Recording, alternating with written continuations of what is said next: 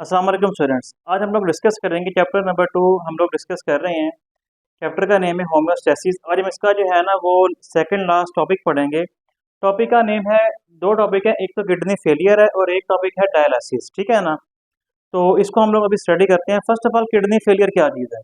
अगर हमारा किडनी जो है ना वो प्रॉपर ब्लड की फिल्टरिंग करना बंद कर दे, या उसको जो है उसकी फिल्टरिंग का जो प्रोसेस है जो कि किडनी करते हैं, किडनी के अंदर मौजूद जो नेफ्रॉन्स होते हैं वो ब्लड को फिल्टर करते हैं और यूरिन की फॉर्मेशन करते हैं। और अगर ये प्रोसेस जो है वो स्लो हो जाए, कम हो जाए, यानी कि जिसको हम कह सकते हैं कि रीनल फंक्शन, यानी कि किडनी का जो फंक्शन है वो अगर कम हो जाए, तो वो चीज़ जो है वो क्या कहलाती है, किडनी फेलियर कहलाती है। उसमें आपकी किडनी जो है वो फेल होना शुरू हो जाती हैं। और ये एकदम से नहीं होता, ये जो है ज़्यादातर केसेस में ये एक स्लोली और प्रोग्रेसिव प्रोसेस है जो कि वक्त के साथ साथ आहिस्ता आहिस्ता होता है। ठीक है। हाँ, अगर कोई ट्रॉमा हो जाए या अचानक से कोई ब्लड प्रेशर का प्रॉब्लम हो जाए, उससे जो है ये जो फौरी तौर पर भी हो सकता है। फर्स्ट ऑफ ऑल यही इसमें लिखा है कि decline in the kidney function, slow और लेस फिल्टरिंग ऑफ ब्लड। अगर किडनी ब्लड को कम फिल्टर कर रहे हैं और फंक्शन स्लो हो गया है, तो इसको हम नाम देते हैं क्या, किडनी फेलियर का। और इसमें एक आता है chronic failure. Chronic renal failure बोलते हैं ऐसा किडनी का फंक्शन जो है वो प्रॉपर ना होना, जो कि हमेशा के लिए हो जाए, यानी कि हमेशा के लिए जो किडनी का फंक्शन है वो प्रॉपर ना हो, वो सही ना हो, जिसके अंदर आपको किडनी जो है वो ट्रांसप्लांट करवाना पड़ जाए, उसको हम क्रोनिक फेलियर कहते हैं। क्रोनिक डिजीज कोई भी ऐसी होती है जो कि ज़्यादा लंबा अरसा सारी ज़िंदगी आपके साथ चले, उसको बोलते हैं क्रोनिक डिजीज। ठीक है ना। तो इसमें जो है ना ये इरिवर्सिबल है। अगर आपका किडनी का जो फंक्शन है वो प्रॉपर नहीं हो रहा, कोई नेफ्रॉन वगैरह डैमेज हो गए हैं, या नेफ्रॉन के अंदर हम पढ़ चुके हैं ग्लोमेरुलस वगैरह, वो अगर डैमेज हो गया है तो वो रिवर्सिबल नहीं होता, वापस सही नहीं होता, तो उसको बोलते हैं इरिवर्सिबल प्रोसेस होता है, जिसकी वजह से जो है ना ये किडनी आपका काम करना छोड़ देगा। एक इसमें होता है एक्यूट रीनल फेलियर। एक्यूट कहते हैं ऐसी डिजीज जो कि थोड़े अरसे के लिए हो और फिर उसमें जो है वो ठीक हो जाए, उसके ठीक होने का चांस मौजूद हो। इसमें कह रहे हैं कि ये जो एक्यूट रीनल फेलियर है, जिसमें किडनी की फंक्शनिंग जो है वो वक्ती तौर पे ख़राब हो सकती है। इसमें haemorrhage due to trauma. Trauma बोलते हैं इंजरी को, कोई चोट लग गई है, एक्सीडेंट हो गया है, ट्रॉमा हो गया, इंजरी हो गई है, उसकी वजह से जो हीमोरेज का मतलब है कि इंटरनली को ब्लीडिंग हो गई है, तो ब्लड वेसल वगैरह जो है वो रप्चर हो गई है, तो उससे भी जो है वो ये किडनी का फेलियर हो सकता है वक्ती तौर पे। वोमिटिंग अगर किसी को बहुत ज़्यादा हो गई है, डायरिया हो गया है, उससे पानी की कमी होने की वजह से किडनी का जो फंक्शन है वो अफेक्ट हो सकता है। इसके अलावा डाईयूरेसिस एक कंडीशन है, इसमें जो है वो ज़्यादा यूरिन की फॉर्मेशन होना, यूरिन बहुत ज़्यादा बनना, उससे भी किडनी की फंक्शनिंग पे जो है वो फ़र्क पड़ सकता है। इसके अलावा एक्सेस स्वेटिंग, ज़्यादा पसीना आने की वजह से भी जो एक्यूट रीनल फेलियर है वो हो सकता है, किडनी जो है वो वक्ती तौर पे ख़राब हो सकता है। Obstruction of ureter, urethra and bladder, इन तीनों में अगर कोई स्टोन वगैरह बन गए हैं, तो इसकी वजह से भी क्या हो सकता है, किडनी जो है वो वक्ती तौर पे जो है वो काम करना, इसमें प्रॉब्लम आ सकता है। तो ये तो था हमारा किडनी फेलियर का टॉपिक।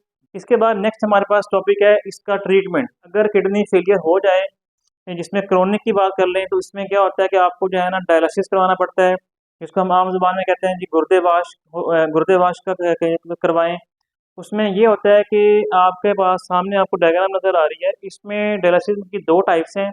एक को बोलते हैं हीमो डायलिसिस और एक को बोलते हैं पेरिटोनियल डायलिसिस। हम हीमो डायलिसिस को देखते हैं, इसमें क्या होता है। हीमो का मतलब होता है ब्लड। इसमें हम ब्लड को बॉडी से ना बाहर निकालते हैं। अगर आप यहाँ पे देखें, ये एक हैंड को शो किया गया है, इस हैंड से जो आर्टरी होती है वहाँ से जो है ना एक कैथीटर, एक ट्यूब होती है, इसके आगे जो है वो निडल लगी होती है, उसको लगा देंगे आर्टरी के अंदर, और वहाँ से ब्लड को ड्रेन करेंगे, ब्लड को बाहर निकालेंगे। और ये ब्लड जो है ना एक मशीन होती है जिसको बोलते हैं डायलाइजर मशीन। इसके अंदर बहुत सारी जो है वो होती है ट्यूब्स। इन ट्यूब्स के अंदर जो ब्लड आ जाएगा, ये ब्लड सारा जो है वो इन ट्यूब्स के अंदर फ्लो करेगा, और यहाँ से फ्लो करता हुआ दोबारा बॉडी के अंदर चला जाएगा वेन के जरिए। मतलब एक तरफ से ब्लड बॉडी से निकल के इस मशीन में आ रहा है, जिसको डायलाटर मशीन कहते हैं, और उसके बाद ब्लड इस ट्यूब्स में, इन ट्यूब्स में फ्लो करने के बाद यहाँ से वापस बॉडी में जा रहा है वेन के अंदर। ठीक है ना। अब इसमें होता क्या है, यहाँ पे ना इसके अंदर आपको जो ट्यूब्स नज़र आ रही हैं ना, इन ट्यूब्स के अंदर तो ब्लड ब्लड आता है। ठीक है ना। अगर आप यहाँ पे देखें, एक ना हम ना लिक्विड या फ्लूइड यूज़ करते हैं जिसको बोलते हैं डायासाइलेट। ये जो फ्लूइड या लिक्विड होता है, इसको डायलिसिस फ्लूइड भी कहते हैं। ये स्पेशल तरह का फ्लूइड होता है इसको हम दाखिल करते हैं यहाँ से इस मशीन के अंदर। जो यहाँ पे बीच में आपको स्पेस नज़र आ रही है, इसके अंदर हम इस फ्लूइड को छोड़ देंगे। अब होगा क्या कि तमाम जो वेस्ट मटेरियल है ब्लड से निकल के, सारा वेस्ट जो है वो इस डायासाइलेट जो कि है फ्लूइड है इसके अंदर आ जाएगा। और ये जो सारा डायासाइलेट जो होगा ये जब यूज़ हो जाएगा, यहाँ पे मतलब यहाँ पे जो है ना इस तरह का बना होता है कि ऑटोमेटिकली ये इसकी ना मेम्ब्रेन है ट्यूब की, ये ट्यूब की जो मेम्ब्रेन है ये परमिएबल होती है। इसके अंदर से इसको इस तरह डिज़ाइन किया गया है फ्लूइड को कि इसके अंदर से सारा वेस्ट जो होगा वो सारा यहाँ बाहर आ जाएगा। और फिर ये वेस्ट सारा यहाँ पे एक यहाँ पे समझ लें कि यहाँ पे ये वाला एक कंटेनर है, इसके अंदर जो यूज़ हुआ बड़ा होगा फ्लूइड वो सारा इसके अंदर आ जाएगा। ठीक है ना, यहाँ से इसको फिर वो ज़ाया कर देंगे। तो इस तरह ये हमारे पास जो है ब्लड इसके अंदर ट्यूब्स में रहेगा और ब्लड से सारा वेस्ट निकल के इस लिक्विड में आ जाएगा जिसको हम डायासाइलेट फ्लूइड कहते हैं। और यहाँ से सारा ये यूज़ वाला जो है वो बाहर निकाल दिया जाएगा और फ्रेश वाला यहाँ से अंदर एंटर होता रहेगा। ठीक है ना, और ब्लड जो होगा वो साफ़ होके फिल्टर होके यहाँ पे हमारे बॉडी में वापस रिटर्न कर दिया जाएगा। इसको बोलते हैं हीमोडायलिसिस। इसमें ब्लड को बाहर निकालते हैं बॉडी में से। ओके, उसके बाद है पेरिटोनियल डायलिसिस। पेरिटोनियल डायलिसिस एक जो है लेटेस्ट टेक्निक है। इसमें क्या होता है, ये ना आपको एक ग्रीन के अंदर जो है ना एक लेयर नज़र आ रही है। ये ना एक लेयर समझ लें, एक कवरिंग होती है हमारी जो एब्डोमिनल कैविटी के अंदर, जो भी हमारा स्टोमिक है, इसके अंदर हमारी इंटेस्टाइन वगैरह होती हैं। ठीक है ना, हमारा जो लीवर वगैरह होता है, इन सब पूरी एब्डोमिनल कैविटी में जो भी हमारे ऑर्गन्स है ना, इनके ऊपर ना एक मेम्ब्रेन लिपटी हुई होती है, मेम्ब्रेन होती है, सारी कवरिंग होती है। इसको हम बोलते हैं जी पेरिटोनियल मेम्ब्रेन। ठीक है ना, इस पेरिटोनियल मेम्ब्रेन के अंदर ना होती हैं कैपिलरीज यानी कि ब्लड वेसल्स होती हैं। अच्छा, और इस पेरिटोनियल मेम्ब्रेन के अंदर जो है ना थोड़ी सी इसके अंदर जो है ना स्पेस होती है, इसको बोलते हैं पेरिटोनियल स्पेस। ये वाली, ये यहाँ पे इसको पेरिटोनियल कैविटी भी कहते हैं। ये जो आपको खाली जगह सारी नज़र आ रही है, यहाँ पे आपको ये सारा ब्लू वाला पोर्शन नज़र आ रहा है, डॉट लगाया हुआ मैंने, ये पेरिटोनियल कैविटी होती है।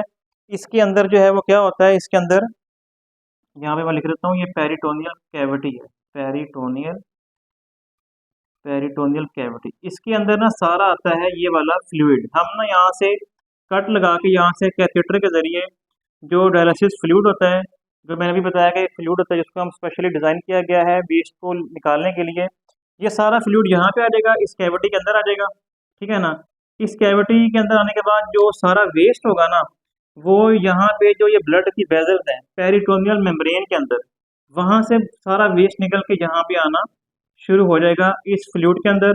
और इस फ्लूइड को फिर इसकी जगह से वापस जो है वो निकाल भी लिया जाएगा।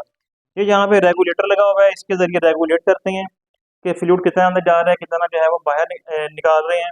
तो इस तरह जो है पेरिटोनियल मेम्ब्रेन के अंदर कैपिलरीज, ठीक हो गया, कैपिलरीज के और इसमें बीच में खाली जगह, इसके अंदर हम फ्लूइड डाल देंगे और इसमें जो फ्लूइड होगा वो डायरेक्टली जो पेरिटोनियल मेम्ब्रेन है इससे अटैच होके इसमें जो है वो एक्सचेंज ऑफ वेस्ट होगा।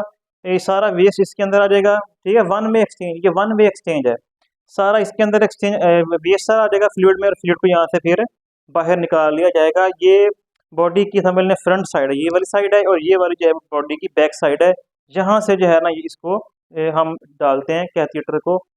तो ये था हमारा आज का टॉपिक, बाकी हम पढ़ेंगे इंशाल्लाह नेक्स्ट लेक्चर में। आज के लिए इतना ही, अल्लाह हाफिज़।